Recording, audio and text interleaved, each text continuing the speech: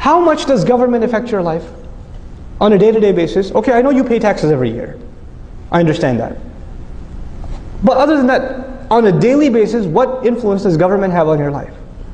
The major things that are in this country, for example, the way you think about fashion, the way you think about what's success and failure, your mentality, you know, it doesn't come from the government.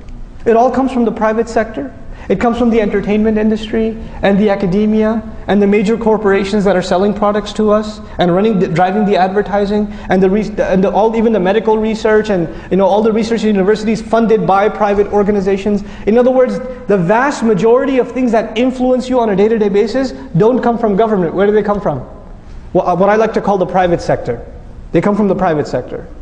If Muslims understood that, you know what we would be worried about? If you really want to take over society, you know what you should be taking over? The private sector. Open field. The Muslims haven't even begun to touch how many Muslims in media. More powerful than government today is what? The media can change the course of elections. The media can get a president impeached.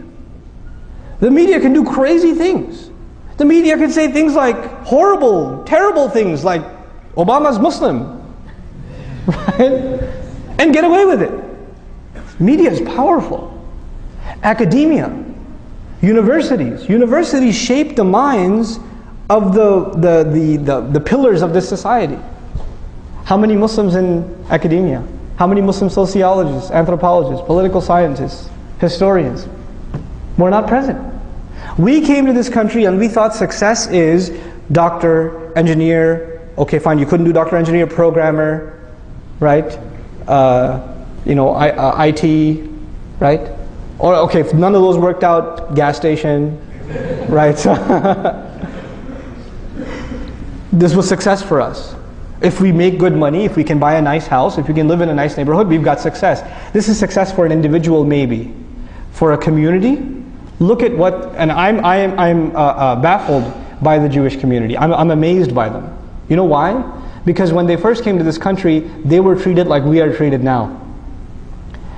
And you know what they got themselves? You could say, oh, they're riba people, whatever. But you know what they really got themselves into? Not just financial institutions, entertainment, literature, academics, virtually any major university in the country, a significant proportion of the faculty is Jewish. That's a norm. It's normal, you know. So they became the deep fabric of this country. So it's so much so that they're untouchable. Muslims didn't. We became skilled labor. That's all we are. Even if you're a doctor, even if you're an engineer, in the end, you're just a highly skilled worker. You're not someone who influences minds or causes ripples in society. You're not.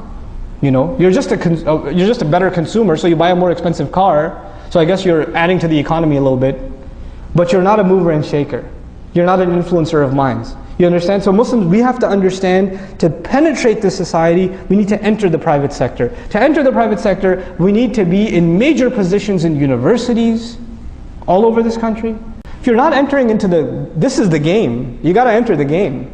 You know, the messenger challenges the poets. The poets of our time are the academics. You got to enter the game. You know, we're not even in it. We're bubbled by ourselves. So this is a very big thing that we need to enter. We need to have our Muslim youth that are creative go into media studies, go into film production. This is the language of this is the poetry of our time. You know, the thing that moved the masses in the time of the messenger was poetry.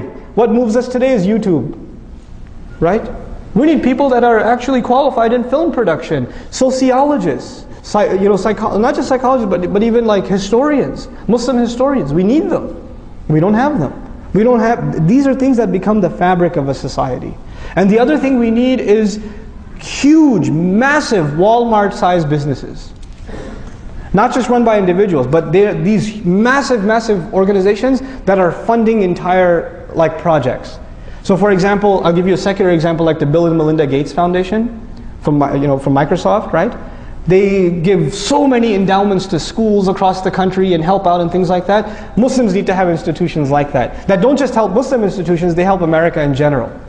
They help America at large. Why should we do this? Because then we become a fabric of this society. They can't talk about us like they do now. And inshallah ta'ala, hopefully the purpose of a community is some people are good at some things, others are good at other things. We manage our resources and people get involved in projects that are trying to build one part of the solution, others another part of the solution. And it's all syncing and coming together cohesively. That's what we need, that's the point we need to get.